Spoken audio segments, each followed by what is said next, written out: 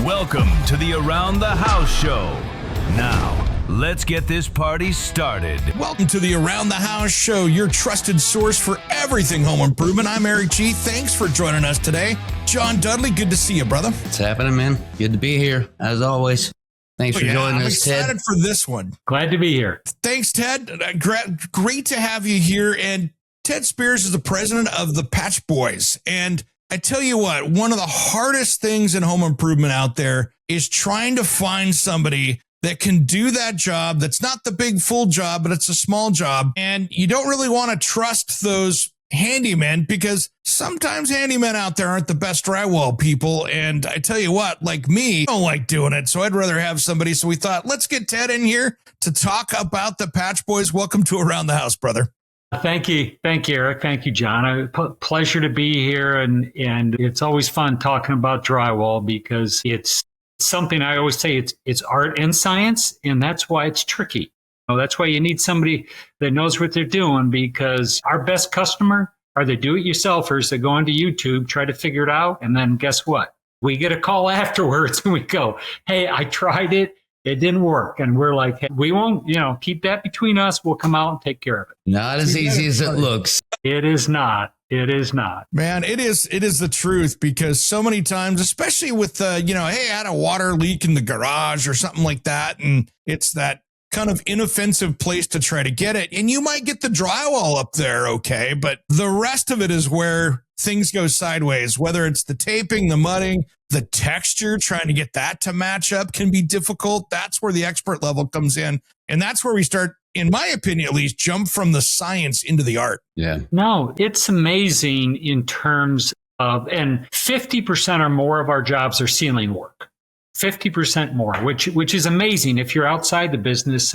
But if you think about it, you have roof leaks, you have bathroom leaks upstairs, you have, one of the first thing we do is work with our franchisees to get vendor relationships, because everything is behind the wall. So if you're a plumber, if you're an electrician, you're putting in insulation. If you're a roofer, if something goes wrong, you need our help. And most of the time, like a plumber is an expert at plumbing, they're not an expert at fixing the drywall afterwards. It's something that we work with, a number of partners in the marketplace, because after they're gone, we come back and make it look right. Well, especially, right, John? I mean, let's say you're getting a house replumbed and, you've got holes here and there. You've got a 8-inch tall by 10-foot long hole down the middle of the backside of the kitchen wall in another place, just trying to get something done. And all of a sudden you're trying to find somebody to do the job. And some of these, and I'll say most of the drywall contractors, the bigger ones out there, go, no, I'd just rather tear it all out and put a whole new thing in there because they just don't want to mess with it. Yeah. Well, like you said, Eric, that's when, a lot of handymen get called. And I imagine you guys follow behind a lot of handymen that couldn't quite get the job done correctly either. I was a contractor for almost 30 years, Ted. So I have tried it all and seen it all and learned to stick what I'm good at for sure. But yeah. And honestly, I think you talk about plumbers not being expert drywallers. Half of them don't even pick up the scrap they cut out. But maybe that was just my sub. I don't know. Yeah. Well, a lot of homeowners are surprised by that. They're like, oh, well, we thought you would fix the wall too. He's like, no, I'm a plumber. I'm an electrician. I don't. Yeah. They just say, okay. Yeah. And that's why, and because the other thing, and, I get up, I go out on the road with my franchisees a lot, and we have coaches that do it. I'm amazed how many people will have a ceiling leak, and we'll go out there and estimate it. And then we ask the obvious question, have you fixed it? And there is a percentage of people that haven't. And we have to tell them, John, right? We have to say, all right, we want relationships in the marketplace. So we'll say, Eric the plumber is a good partner of ours. Call him first. He will fix that. Then we'll come in, because, if we fix it, and then you have a bathtub issue, next time you use the bathtub, you're going to have the same problem. And, you don't want to do that. So it's a two-way street for us. But you're right.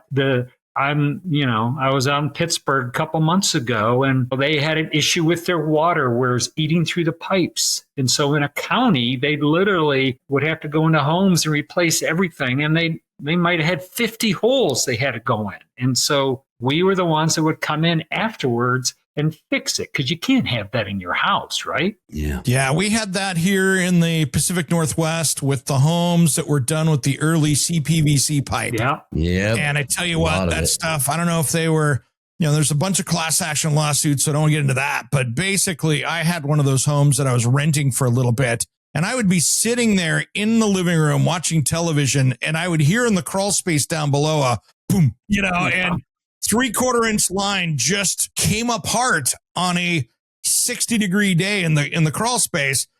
But that also happens on the walls too. And I can't believe how many times I've seen that happen. And same kind of thing, to fix it right, it's all going to come out and it has to get in there. And there's a significant amount of drywall work, as well as, man, they are getting funky on drywall textures across the country. It's not just your knock down an eggshell now. It's 32 different plaster ways of doing it. Yeah.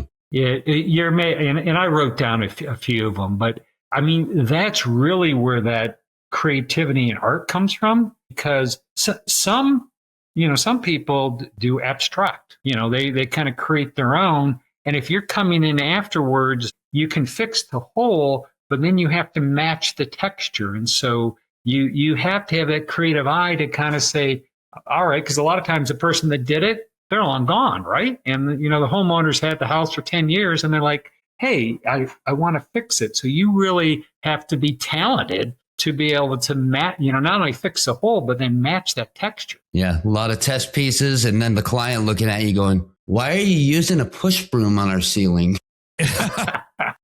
Yeah. And the other thing, that we get a lot of, I'm sure you guys like popcorn ceiling in terms of removing popcorn ceiling, that's also a big thing, because people, they want it out of their house, and getting that off a ceiling. I mean, I don't know if you guys have ever done it. I was down in Charlotte a few weeks ago with our franchisee. It is a mess. Oh my gosh. It's horrible.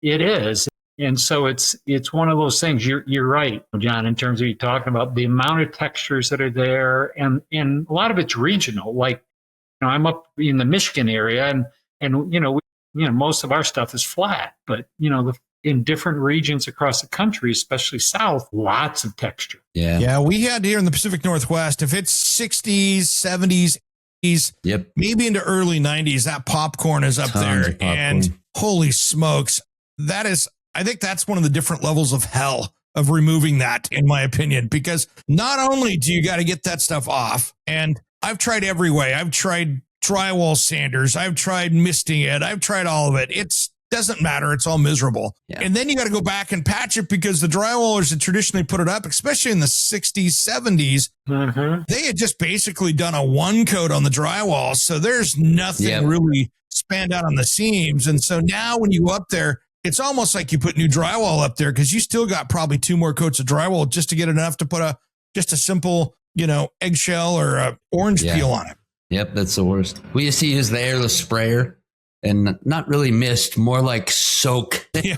Send the labor in there with a 12-inch blade, and have fun, kid. And for all those reasons, it's not inexpensive, right? And so trying to talk to the customer about the time it takes to do it right. And you're right, Eric, it's like, hey, when you scrape it off, 9 times out of 10, you got to fix some things, because it just doesn't come off, like, you're taking whipped cream off of a strawberry or something. I mean, it's embedded, and you got to get it out of there. And John, one thing that I saw, and you probably ran into this as well, is I've been out to, where homeowners have done this and even contractors have done it. If you put too much moisture up on that drywall, when you go to prime it later on, that primer doesn't adhere to the drywall very well. So now you got a peeling thing. So when you hit your PVA primer or whatever on it, because it was never primed before back in the day anyway, at least in my area, it doesn't really want to soak in, because that drywall had been so wet from the peel. So then all of a sudden you're pulling off dinner plate sized pieces of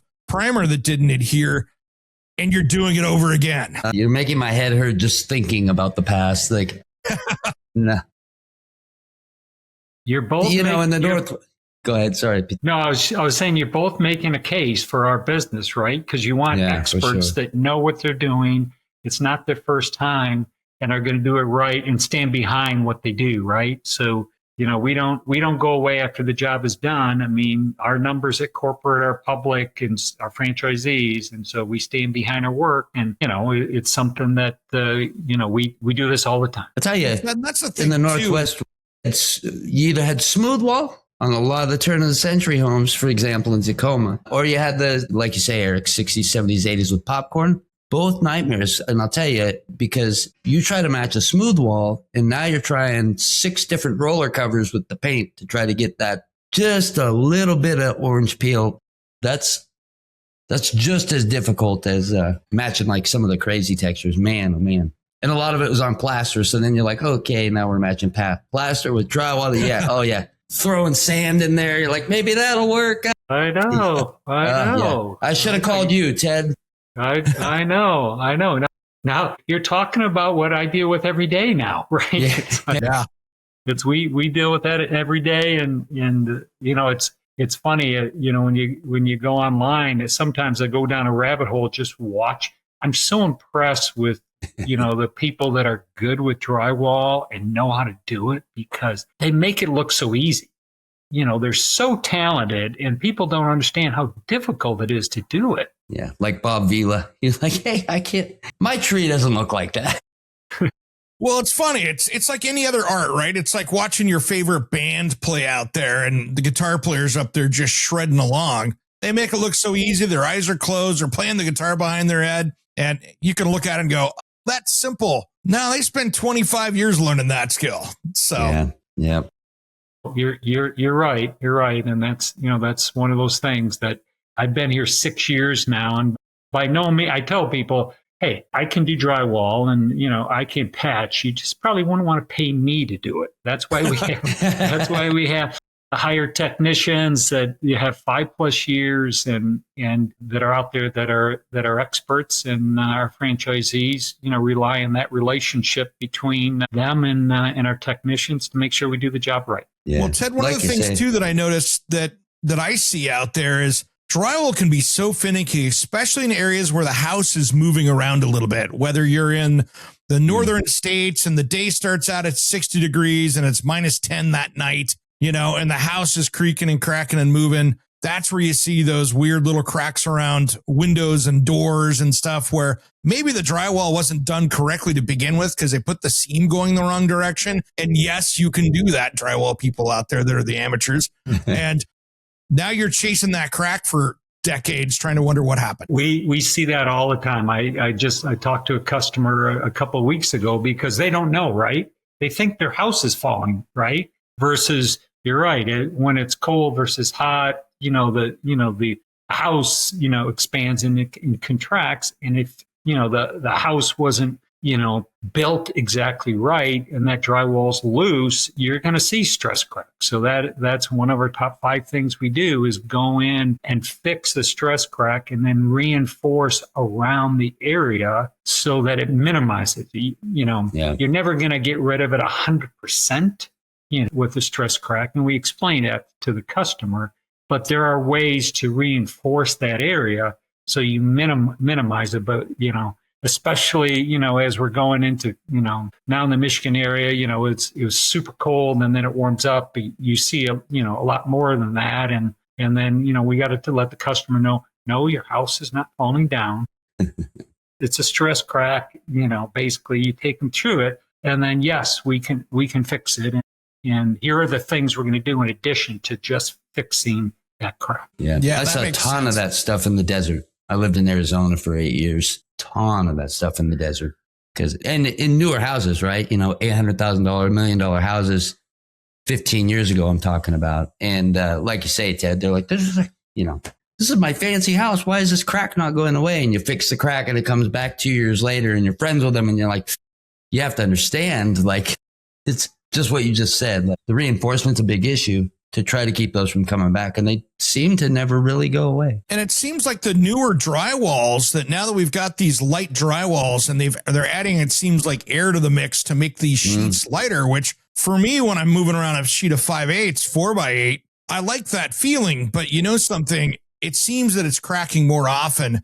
in situations that maybe the older, thicker, and it's the same dimension, but it was denser. And it seemed that was a little more sturdy back in the day. Yeah, it's amazing that, the different options that are there. We get into, we do, stuff with soundboard, where somebody wants to, have a soundproof room. And so it's a combination. And then you get into moisture board when you're trying to minimize any moisture issues. And so and this is why you want to deal with somebody that's in the business, right? So they can understand what your problem is, and then we can help you fix it the first time versus getting a call from somebody that might have done it with somebody else and they did it wrong. And then they kind of come to you and say, hey, can you fix it? Yeah, I've seen some disasters where homeowners run down to the home improvement store. They buy a couple pieces. It's their first try. And, I pat them on the back and say, nice work for giving it a shot. Mm-hmm. But when they get out the hot mud and start doing, throwing on 10 times the mud that they probably needed, and it looks more like a art project than it does a smooth wall, I can imagine you guys coming in going, wow, this stuff's like heavy duty Bondo on here. It is so hard to sand. Get the belt sander. Yeah, get the belt sander. People using Fix-All. People over mud all the time. The intent is, hey, I've got to put enough on it. And that's why we do 3 coats, and you keep it very thin, and you know what you're doing. So you build up to it. But I've even done it, myself when we, the first couple of years when, we're in, we have a lab and you do it, you think you have to over mud, but guess what happens when it's finished? You got to sand that thing, and it's way too much, and you create a mess. And it's like, that's why I leave it up to the experts, because you're right. You need to understand the finished product and what you need and don't need to make sure it's done right. You'll only do that a couple of times because you have to sand it. And I speak from experience, obviously. I'll admit I've done it. And then you will under mud a couple of times and go, yeah. And then, after a lot of cursing and a lot of headaches, you start to figure it out, and you're like, wow, I'm pretty good at this. And then you go, I don't want to do this. Where's my drywall sub? I feel like drywall has to be a close second, right behind painting, as one of those, well, I can do that homeowner things, like everybody thinks they can paint and do drywall until they try it and they go, man, that's not like Eric said with the guitarist. You're like, oh, that took him 10,000 hours of practice. You have a whole new appreciation. Yeah. So Ted, one of the biggest challenges you guys have to have is dust control, because in my personal life working on projects, I can put up all the zip walls and everything else. It's still tough. Oof. That stuff is so fine. It likes to go everywhere. Insidious. No, I was going to bring that up, Eric, to you and John. It's a combination, right? Because if somebody comes in my house and does a nice job in drywall and then leaves a mess, guess what? They're getting 1 star out of 5, right? Because that's part of the experience to do it. And so we literally train our franchisees when we bring them in, to training before they even get out in the field. We take them through how you have to set up and what you have to do from, your zip holes and your plastic. And it's something, it really does 2 things. And we also put tarps down on the way in and out. It does 2 things. One, if you do it right up front, and sure, it takes a little more time, but then any of the cleanup afterwards is minimal. Sure, John, to your point, you're still going to have some, and we're going to make sure it gets cleaned up. But the more you do that, and also we are very concerned about the customer experience, about being on time, making sure we do things the right way. And the message we send to the customer too, and we talk to them up front about the estimate, about how we want to make sure we set up your home so that we keep it clean and we do a good job. And when we're gone, you don't even know we were there, because we've all done it. When somebody comes in the house, they finish something, and then I'm vacuuming and cleaning afterwards, and it really leaves a bad taste in your mouth. It's everything. There's a reason I never ran out of work as a contractor. And one thing I would really, because it's amazing what you see out there. Messes guys will leave and, unfinished work, whatever. But I used to, one of my biggest pet peeves with all my guys, I would just iterate and iterate. Man, we leave houses cleaner than we found them. I don't care if it's dust bunnies from 3 weeks ago and it was theirs, clean, like, leave it cleaner than we found it. That was always our motto. And it makes all the difference in the world. They're going to call you again. They're going to tell their friend about you. It's the experience of it. Yeah. And they're not going to be so picky with maybe the spot of texture that's not exactly perfect. They're like, but damn, the piano's clean. You're right. It's about that total experience, right? And it's got to be interesting too, because, we were talking textures earlier, but I can't tell you how many drywalled or plaster ceilings that I've seen that have that circular artwork in the texture, or even in this brand new house that I'm in now, they came through here. It's 7 years old. It's got this, I forget what they call it, but it's got this new plaster technique where it looks like they peeled off little sections with hard edges out of it. It's a smooth wall and then it peels out of there. And I'm looking at that going, I need to do some electrical work in here. And I'm like, I've been putting it off because I'm just like, I don't want to patch. Well, you know who to call, Eric. Yeah, you do. And you're right.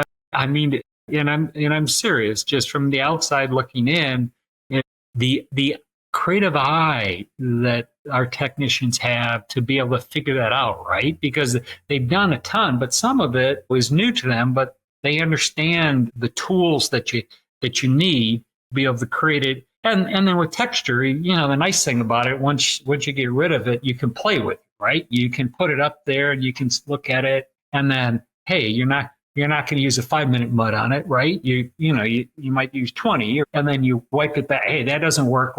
Let's try again. And it's, to me, it's fascinating in terms of that expertise that you need to have to, especially with texture. Yeah. It can actually really be fun when you get to be creative with it like that.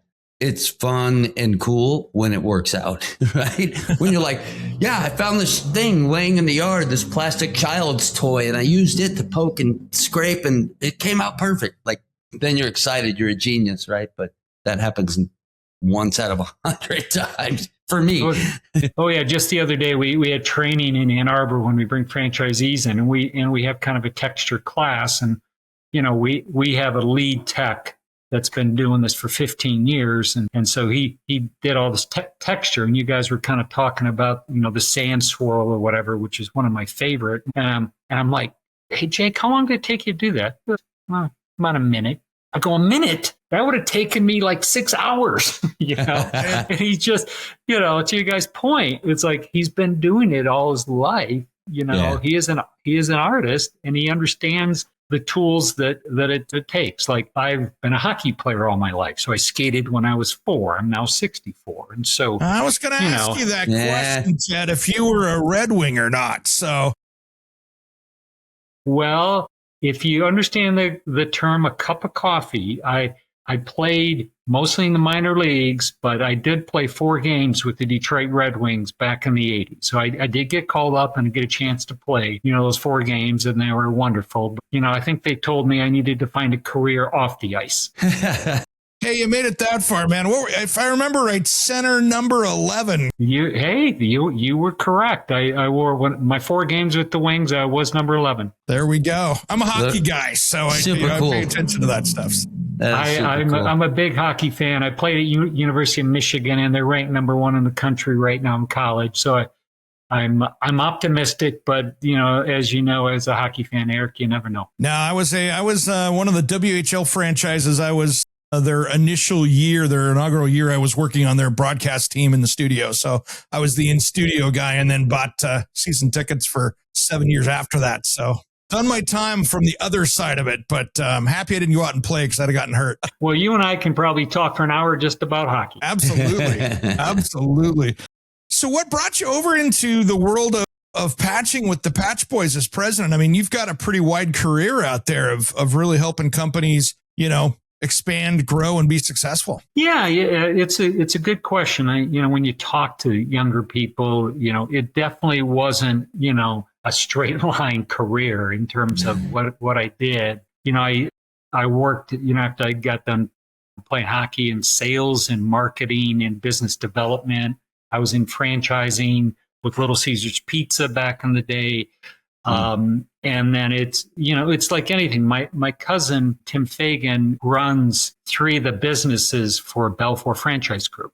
And, when I came back from Denver, I worked for the Colorado Avalanche for a while. And then when I came back, the Belfour Franchise Group had just bought the Patch Boys, and they were looking for somebody with my background. And I explained to them I was not an expert drywaller, but here's my background. They go, okay, let's give you a shot. So, like anything, I'm sure you guys are the same way. You roll up your sleeves, you get to know the people that are doing it. Back then, we had about 30 franchisees. And so you talk with them, you get out there. And now we're almost at 100. So we've grown a lot, learned a lot. And, I like anything, I listen to the franchisees and the experts in terms of what they need, and then develop a team that can support them. Yeah, I'd love to hear that you guys have a training center and stuff, because that's got to be one of the hardest parts of this for your franchisees out there. And, those are all independent businesses running across the country, which are live and local in the neighborhoods. But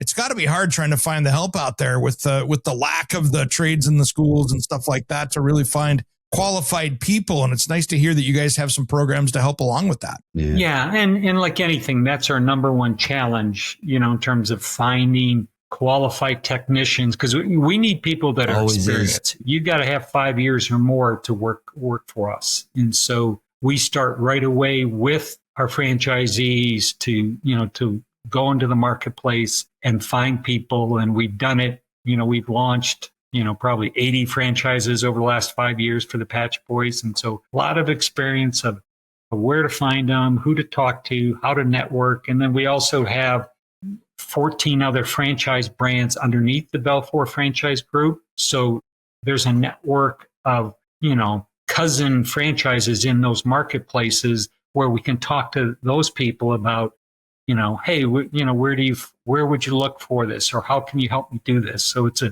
a very close-knit family that our parent company Belfour has put together, and we utilize that to help our franchisees grow. Yeah, that's a super helpful resource as opposed to digging through Craigslist. That's definitely a leg up. That's a leg up. We've all been there.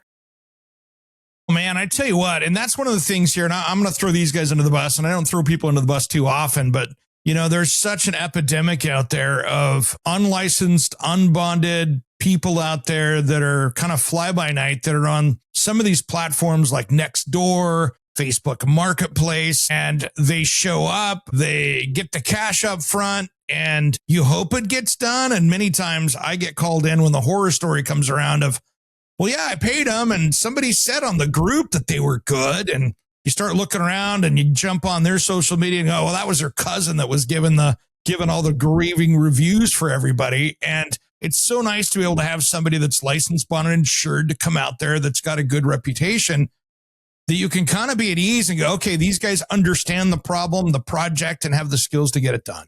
You're right, Eric. It's something that, we always, when we're talking to a customer, encourage them, regardless of who they do work with, is making sure, hey, they're insured, they're licensed, and they know what they're doing. And so do your due diligence.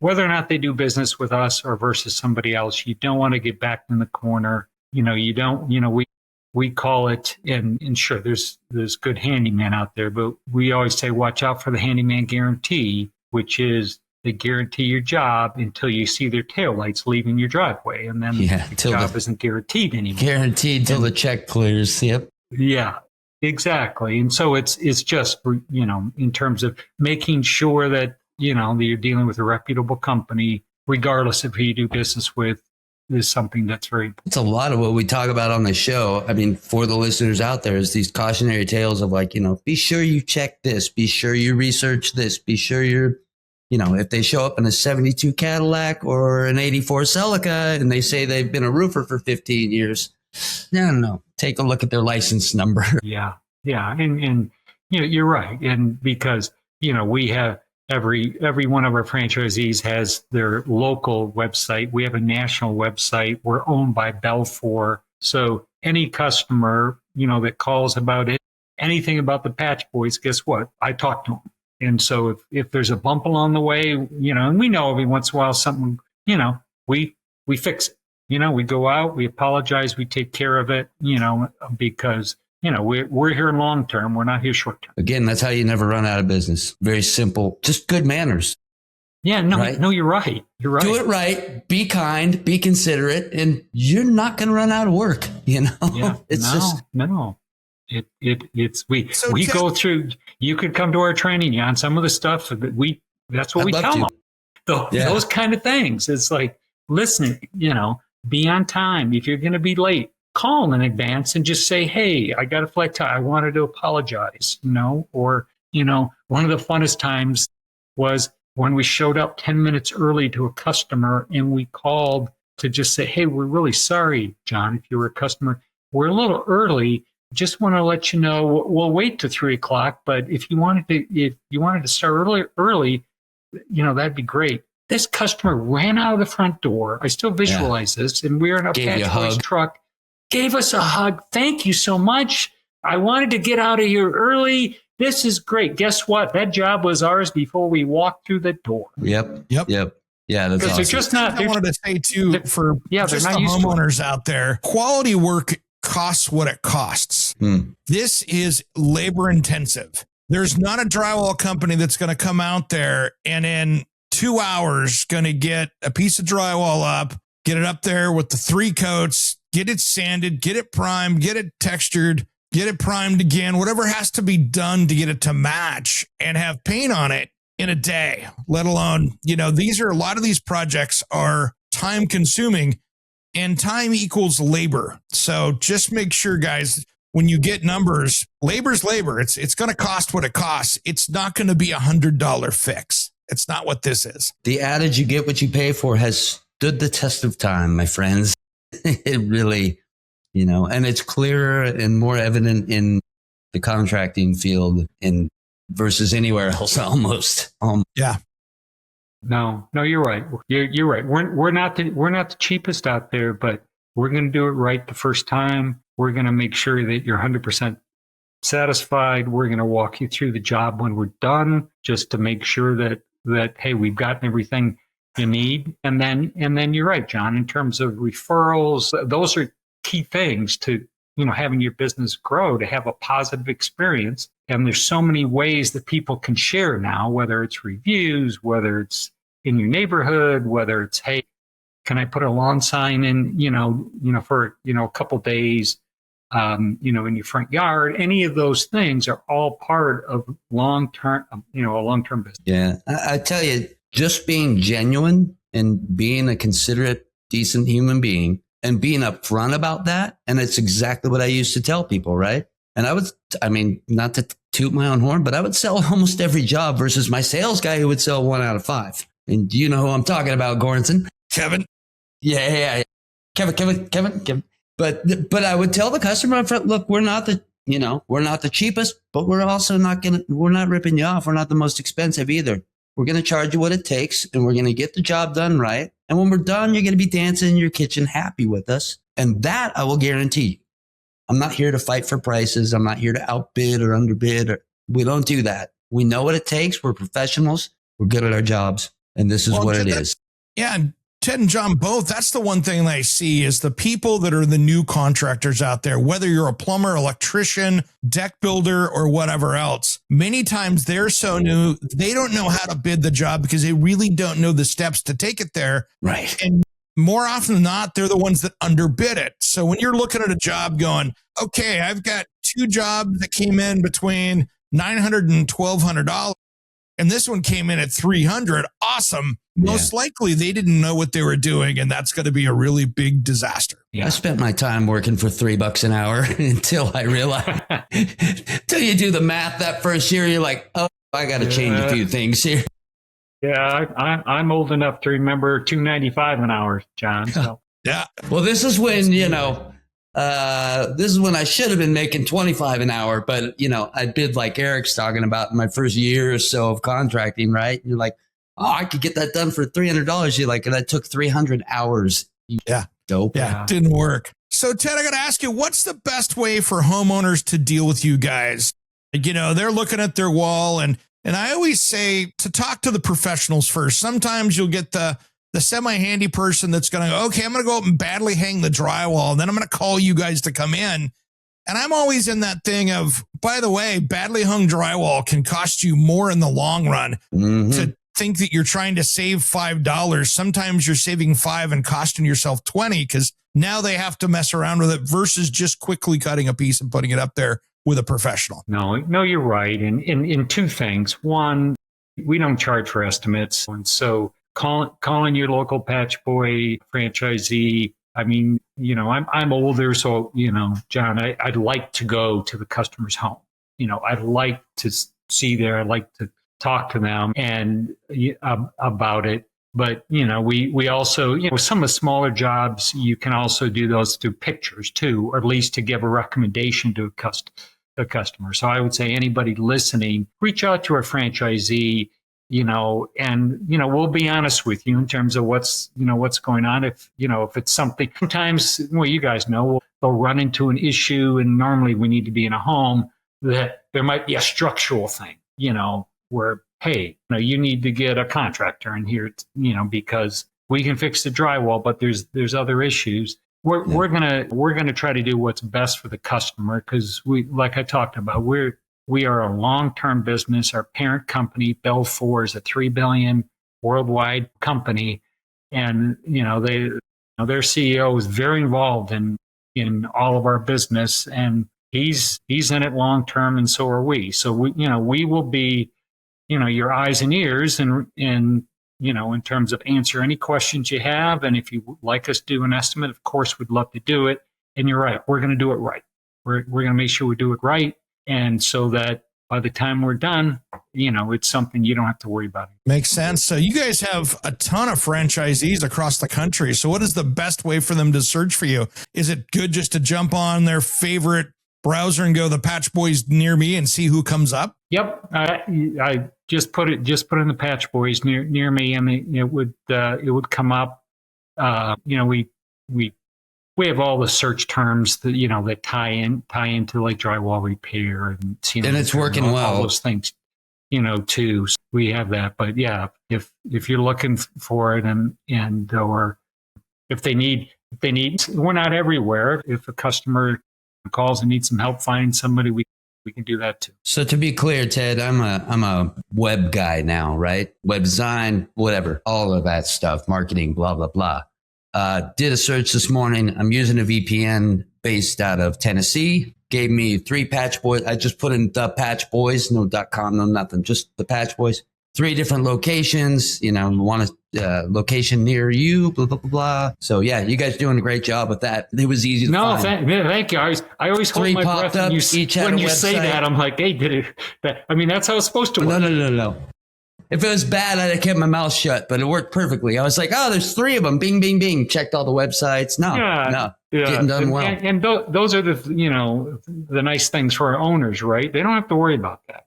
Yeah. We have a team. There's a marketing team that supports, all of our brands. They set that up. We have an agency that I've trained on drywall repair for 4 years now. That they understand, the difference between sheetrock and drywall, and all those different things, right?